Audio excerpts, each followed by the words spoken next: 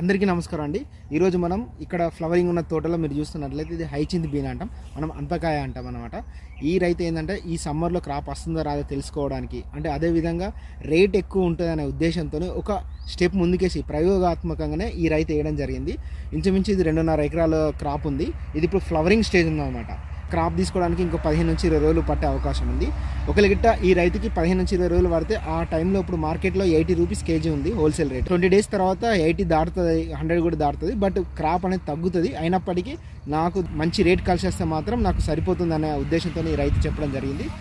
మీ side కూడా మీ రైతులు కూడా ఇలాంటి పప్పు దినుసు పంటలు వేసిన రైతులు ఎవరైనా ఉంటే మీ క్రాప్ ఎట్లా ఉంది, మీ క్రాప్ యొక్క సజెషన్స్ ఏమున్నాయి, ఈ రైతు ఇంకా ఫ్లవరింగ్గా ఉంది, ఫ్లవర్ ఆగట్లేదు అంటున్నాడు, ఎన్ని మందులు కొట్టినా టెంపరేచర్ ఎక్కువ ఉండడం వల్ల ఫ్లవర్ అనేది డ్రాప్ అవుతుంది.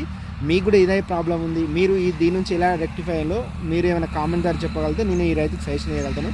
కానీ క్రాప్ వస్తే మాత్రం మనం